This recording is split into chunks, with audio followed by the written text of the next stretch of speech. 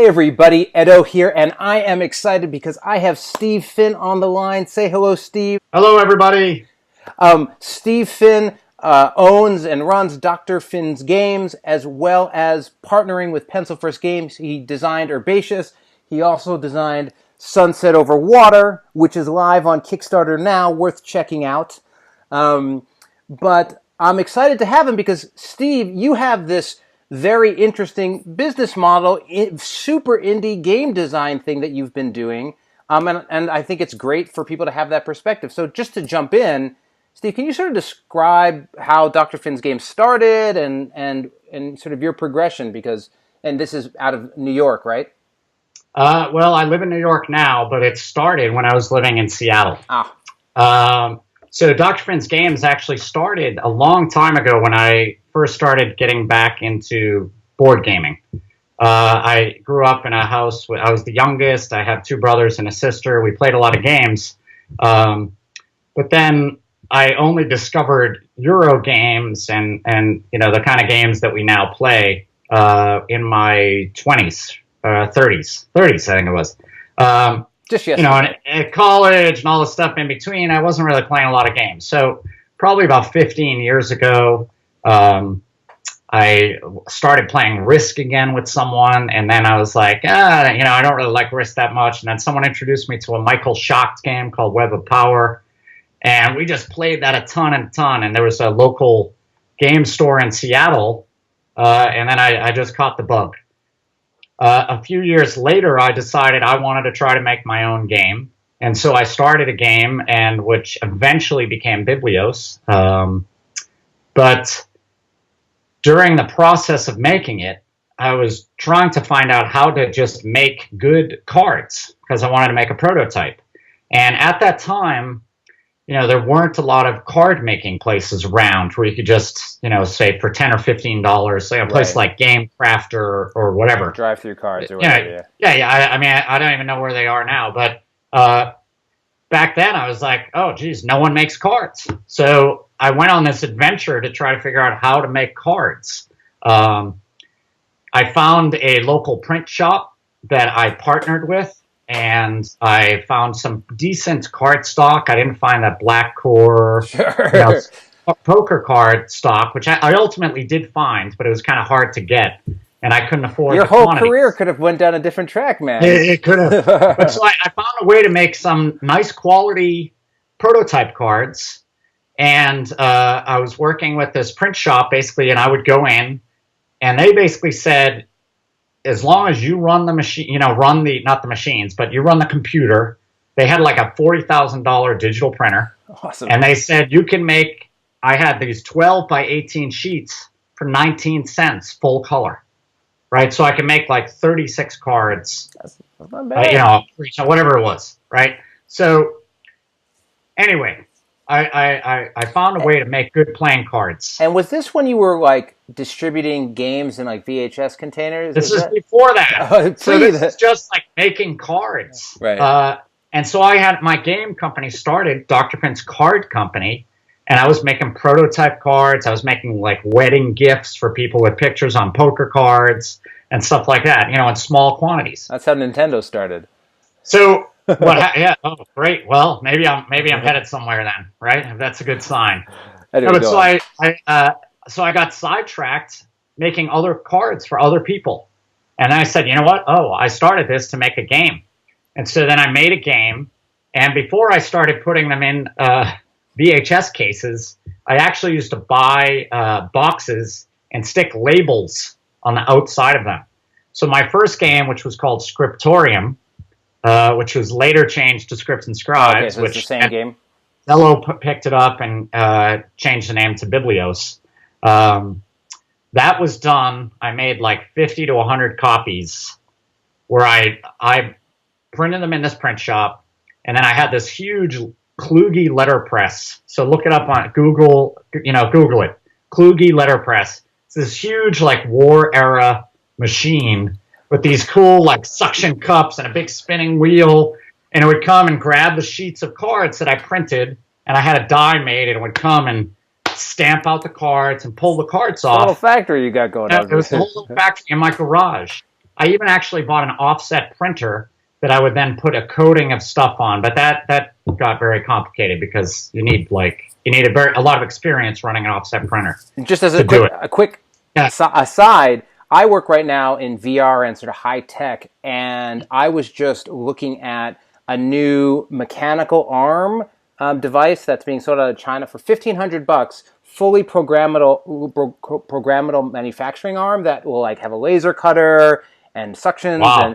and it has visual detection as well. It's like as good as one from a factory.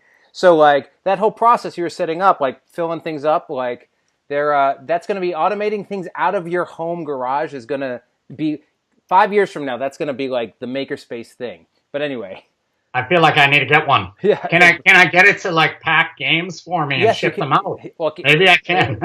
The shipping part, but like No, not the shipping, but hey, put the games in these boxes. that's exactly what it can do, man.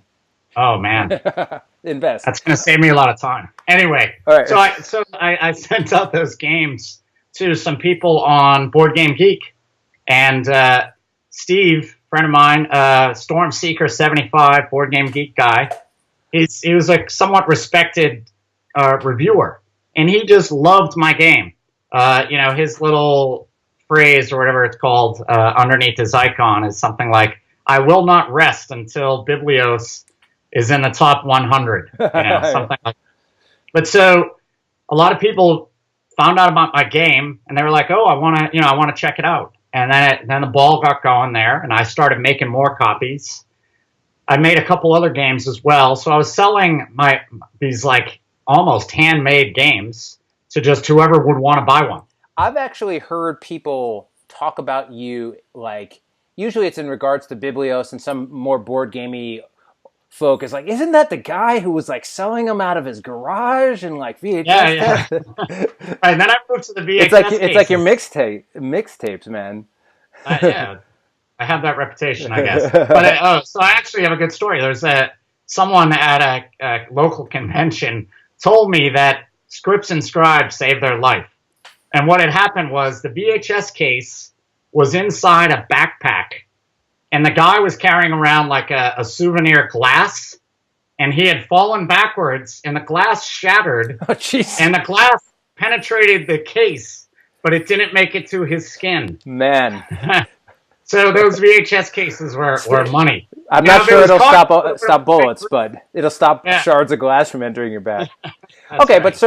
But what is the order? So you're doing this totally like you're making this indie effort. Like people like I'm going to go on Kickstarter and raise some money, but then I'm going to manufacture in China. You're like hand making quantities of this game. But Kickstarter at that point, I don't think many people were even using Kickstarter. Oh, no, I know. Yeah, I mean, I don't even know if it existed. But those folks have it easy now. But okay, so at what point do you start?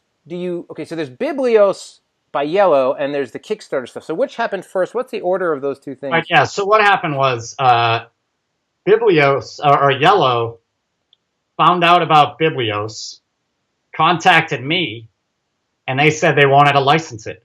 And Yellow, and I'm quite sure, we'll have to check with Yellow, but I think Biblios was their first game.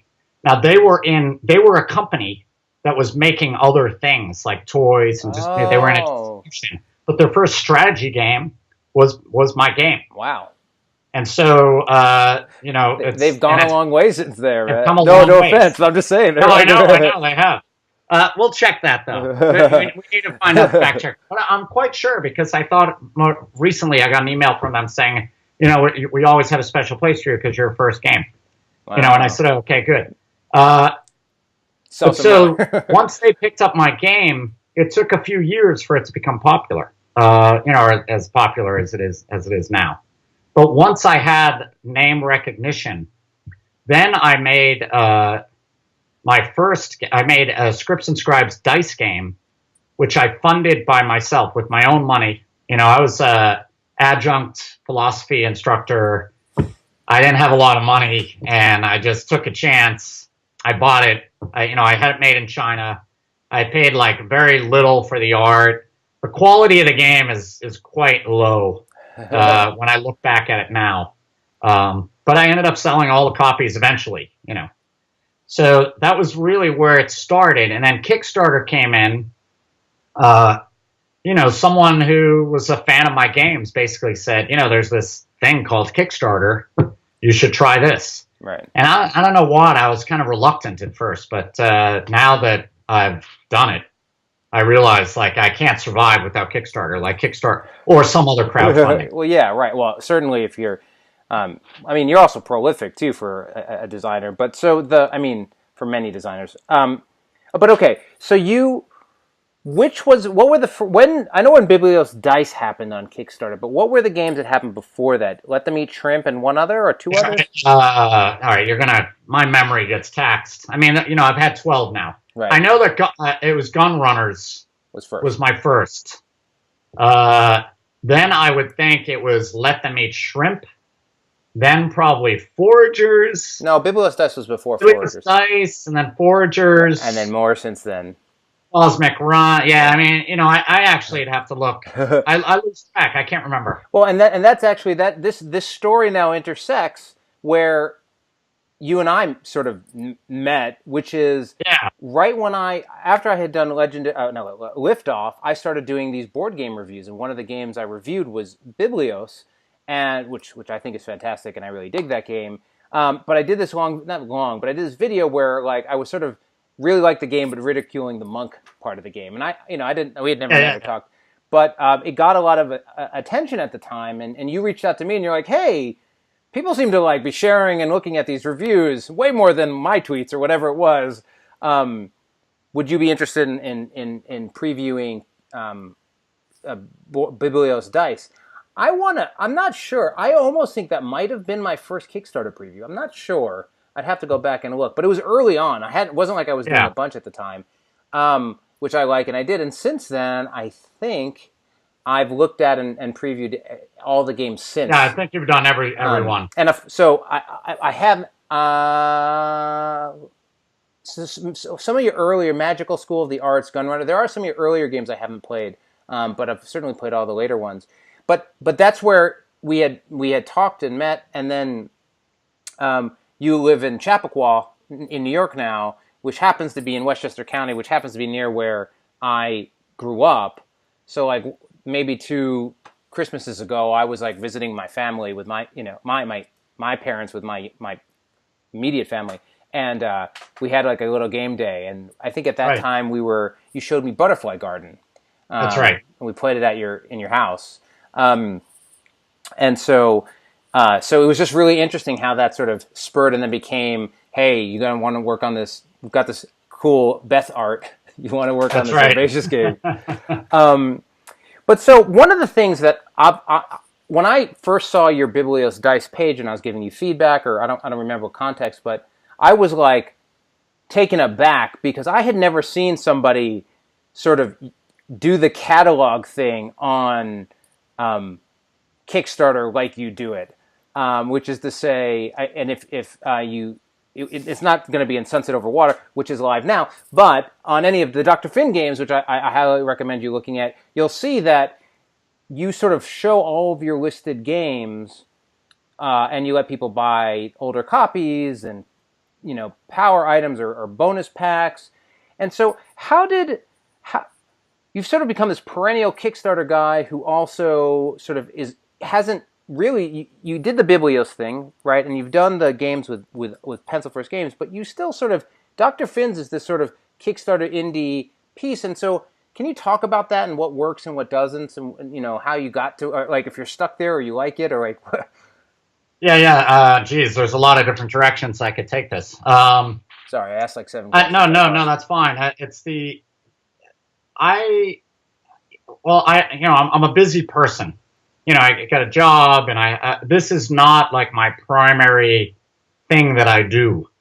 Fun fact, you're like a pro manufacturing game, player. But I mean, like, I do more ultimate frisbee. Now I'm coaching, but I still play. I don't know, but but I'm also a dad, and I have a job and all that. So the hard part, I think, for people who are really trying to like break into it or make it big. Like, I'm not trying to like make it big. I don't, like I'm not trying to sell 50,000 copies. If that happened, I'd be very happy. But like, I think the way to succeed is to go to like a lot of conventions, right? Meet a lot of people, make connections with people, show your game as much as you can, as many places as you can, to as many people as you can. So the thing that I don't do well is that. I just don't put in my time, effort, and money in doing that. I am trying to get better. So what the result of that, I think, is that I continue to have Kickstarters that just do exactly what I do. I have a good fan base. It slowly grows. Yeah. Thank you. It slowly grows. But I'm also not trying to go and license my games to other people. Well, let's actively. talk about that for a second, because one option for you would be to say, well, I'm this great designer and I can do all parts of it, but perhaps I would say your strength is as a designer stronger than maybe your the production part of it. Oh, yeah. Why not?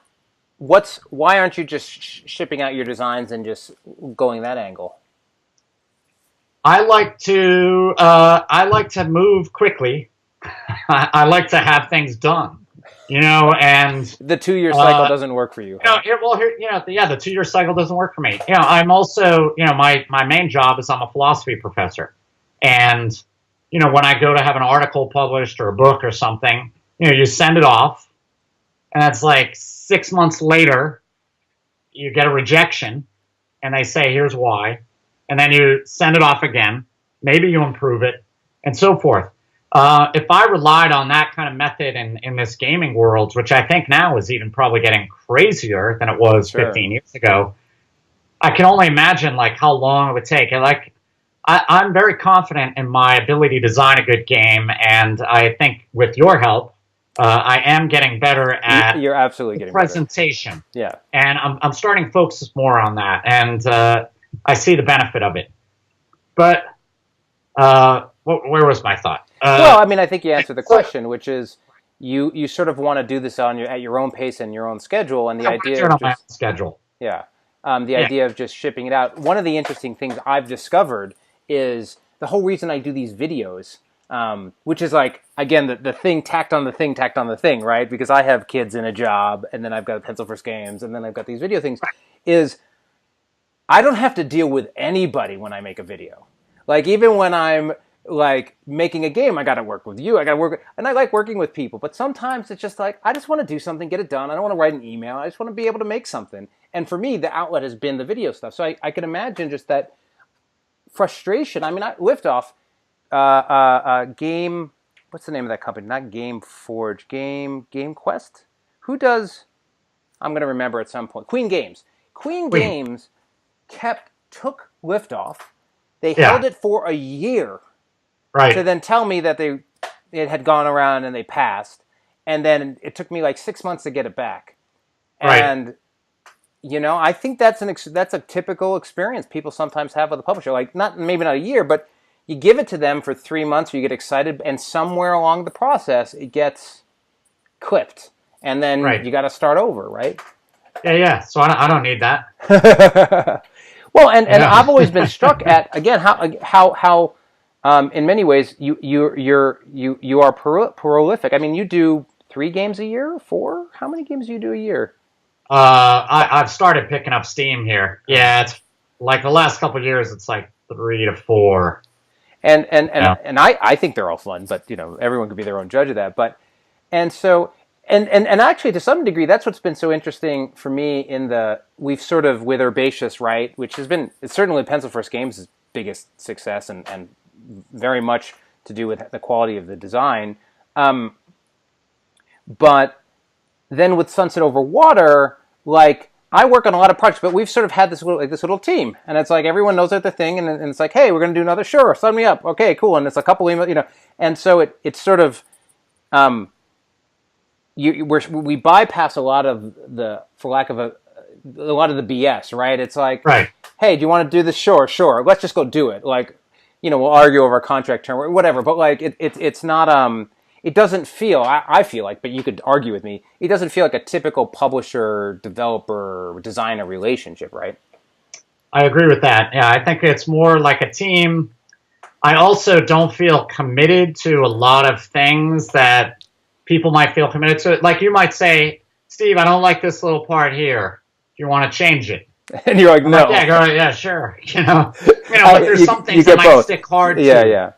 But if I see that you have a good idea, which you do, like, like when we're talking now about another game that we're working on together, sure. where you're like, hey, what about if we had this die mean that? I'm like, yeah, that makes sense. Yeah, so I don't know how often, because I don't have this relationship with other people, but I don't know how often publishers like change games and like how much they want to change games. But I can imagine that, there's points at which I don't want the game to be changed. Right. But you and I, we haven't had that. Like, we've been on the same page. Yeah, like, this so. is right. Yeah, And there's those moments where it's like, because you're a designer as well, right? I think, and you know what I'm aiming at, and I know what you want, that it's easy. Yeah, right? yeah, I would agree with that, and I think that, I think it goes both ways. I feel like as a designer, now we're just talking about each other, but as a designer, I think you're very at home with your design, and you're confident about it, and you sort of know what's core to it and what isn't, and what you're comfortable having a conversation about and what you're not. And you're also very direct. You've been living in New York long enough now, but that that like, which I appreciate, because the indirect thing is hard for me, but the direct thing's really easy. Where it's like, no, I think it's fine. Oh, okay. Oh no, that's a good idea. I'll change it. Cool. But now you have this sort of model. Now, Biblios, as far as I can tell, is still successful for Yellow. I mean, you probably have a better. Yeah, they say it's one of their most successful games. It keeps selling. It's sold over, I think they're up to like 33,000 copies, which isn't huge. Hey, you're almost at 50. It's not Ticket to Ride, but I'm trying to get to 50. Yeah. But it keeps selling. But the funny thing is it keeps selling more. Like it's not going downhill. Yeah, it's still. The trajectory is still pointing upwards. And a little plug for you, if you are somebody who's watching this and likes Herbaceous, and you're like, I wonder if they're like, how could you sort of level up Herbaceous, make it a little bit more meaty? Jump to Biblios. Biblios is still a light game, but you're going to play them and be like, oh, this is a nice extension of Herbaceous, where actually Herbaceous is a nice, anyway. Right. And so that's going well with Biblios. Obviously, as there's Herbaceous Sunset, and we're working on other stuff as well. So there's sort of this Pencil First Games thing you're doing, but you're still moving along. You've been posting pictures. I don't remember the name of the game, or I'm not going to get it right. So with Beth Sobel, who I think you worked on first with Herbaceous, she's doing card art for your C game, right? That's right. Yeah, it's called Waters of Nereus, and she's just making this outstanding art. Yeah, and what I'm doing for the first time ever is I have, for each player, there's different illustrations. So every player is going to have a crew of 7 people with their own cards. So there's going to be 28 unique illustrations. Now, a lot of times when I do games, to cut down on cost, like I'll repeat images. Yeah. In Cosmic Run, for example, there's 6 different alien types. Right. And each card, there might be like 5 to 10 copies of each card. I can't remember the numbers. But it's the same image of the same alien, right? And in that game, it actually works fine. But if you and I have different boats, I think it would be funny if we had the same crew. But in the past, that would have been something that I would have done. So, right? Presumably, which I actually did do in Gunrunners. Yeah. I did that. Yeah. I mean, but so that's sort of I don't know go into the financials, but that seems like a little bit more of a big bet in that you're investing more into that title. When's it coming? When's it going to be on Kickstarter? I'm hoping it will be, I think November-ish. All right, not that far off. Yeah, not too far off. And so late November. All right. Well, hopefully I'll get a copy and I'll do a review. What type of game is it? I have no idea. Okay, it's so it's also going to be my biggest, probably, COG was a big production for me. But there's going to be, I think it's going to be the first time that I actually have a board. A folding 3-part board. Oh, no, wait. Oh, sorry. I'm getting ahead of myself. I'm having a board I'm making a Cosmic Run Your other deluxe line. version. Oh. So I'm announcing this now for the first time, I think. No, sorry, getting back. No, this is going to be a board, but it's going to be a modular board. Oh, cool. And so there's, it's basically a game about navigating through waters, and you're picking up, I'm not sure yet if it's going to be like some sort of energy crystal type thing, but there's going to be little gemstones. And, actually, like plastic little... those little plastic gems, cool. Different colors. And what you're trying to do is pay off your crew, and each crew wants a different set of the gems. Right. And when you finish one of the crew members, you also get like a bonus. Cool. And you have cards, and it's going to be like a simultaneous card selection action phase where everybody so I can use, for example, I have the first mate will move the ship in the direction that you're pointing. The captain's in charge of turning the ship. Oh, cool. I've got a merchant on board who can convert, treasure to money and money to points and stuff like that. So each crew member has a different role, and it's basically like move your ship around, pick up stuff, pay off people, use money and treasures to score victory points. Cool. I'm knowing your work a little bit. I'm putting it together in my head, but I'm excited to see it when it comes through. So to dive back to the Kickstarter stuff for a second. So there was this Biblios thing, which was a little opportunistic in that they saw your game and they picked it up, and that's worked out for you, and you didn't really have to ship it off or sell it. You already were, in effect. And then there's this Pencil First Games thing, which was sort of opportunistic in that we got to know each other, and there was a particular opportunity, and the first one worked well, so we then are doing another. But in that core line of stuff that you're doing on Kickstarter, if you're like, you are, again, a Kickstarter creator who's using that platform on a regular basis through a sequence of games with sort of with the intent of keeping that going, what have you learned? What advice would you give somebody who wants to live in that model, who wants to do the Kickstarter sequence of games? Like, what have you picked up over the last 12 games? That's a lot. That's a big question too. What are your top 3 secrets? All right. Well, I mean, in one way, you have to step back and say that if you've already have built up a name, then I think it becomes a lot easier. So I feel like because Yellow published my game, Biblios, and I had some name recognition, I could always put from the designer of Biblios. And I almost feel like some of the advice I give might be disingenuous because of that advantage. I had that. And, there's a lot of little things I could say about Kickstarters, but one of the things is how can I make my Kickstarter more successful? So when people ask me questions, I'm like, but wait, look at other people who've had these Kickstarters who have $100,000 plus, or even 50,000. I haven't even had, or you had, Herbaceous was what, 60 something? No, it was in the 50s, but yeah, it did well. Right. So yours was much, Herbaceous was much better than any of mine.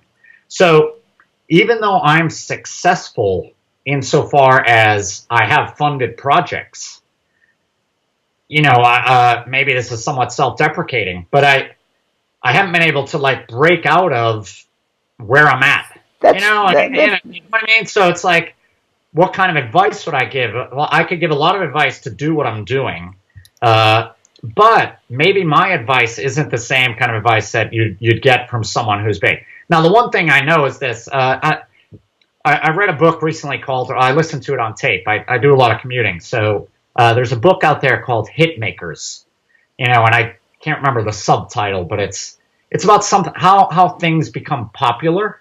Sure. And what a lot of people do with Kickstarter is they look at a successful one and then try to extrapolate from that. What are the things that they should do? And they try to mimic it. That has minis. Or, this is about exploding kittens. Sure. Or it has a funny theme, or it has this, or it has that. And actually, this book pointed out it's really not a good way to do it because there's probably other things that made it popular. Sure. And a lot of times it's really about the way that the message it has been distributed, or if this person's already built up a following.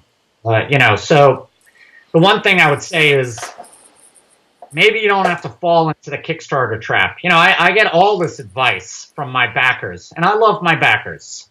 They're very active backers. You've About got some great core traditional backers, man. but people telling me like I have too many stretch goals, then I have people telling me I don't have enough stretch goals. I have people telling me that the stretch goals are, they're about the components when they should be about, changing the game.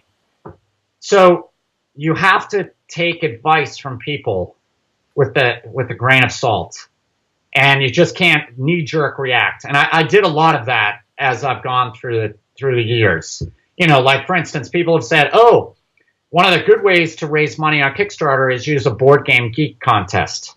Now, again, I don't want to be disparaging things that I love, and Board Game Geek is one of the best things that there is for gaming. But I did do a contest, and it had almost zero impact, and it's very expensive. I've never done a contest, but the BGG stuff hasn't worked for me either.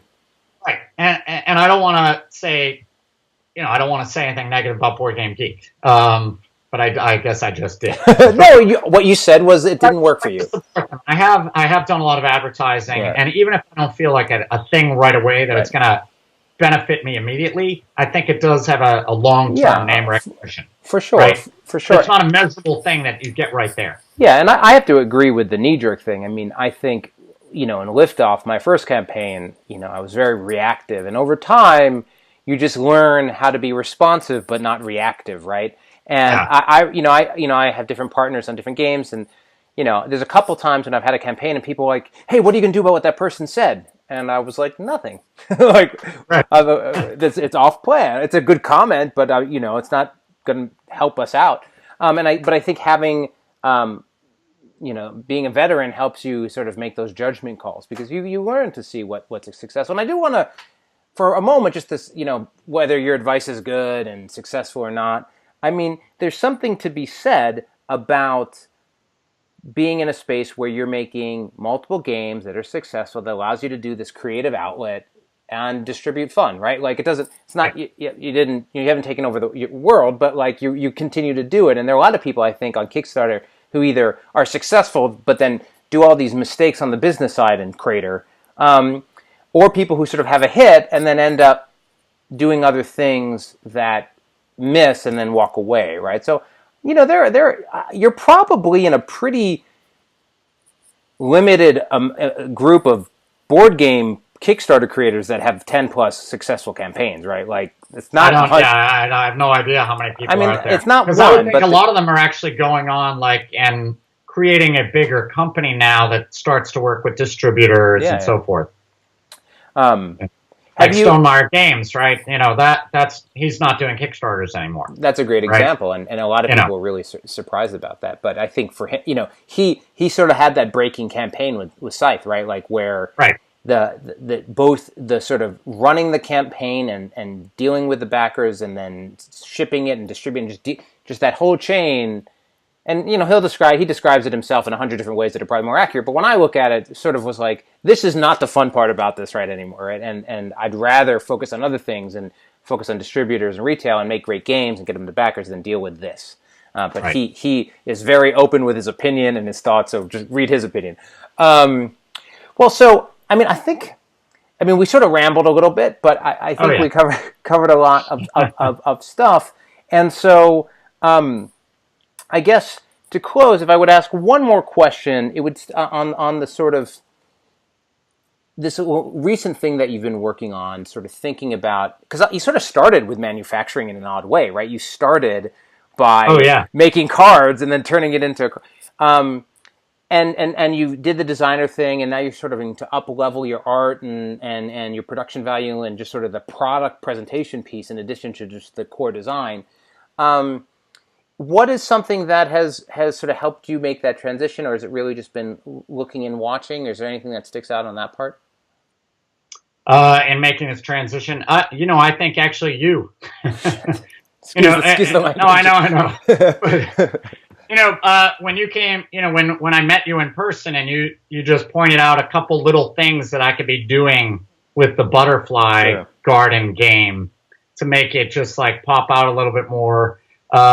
And then also like working with Beth and seeing the quality art. So I've been mostly focused on just like making the mechanics of the game fun and having almost kind of utilitarian art, etc.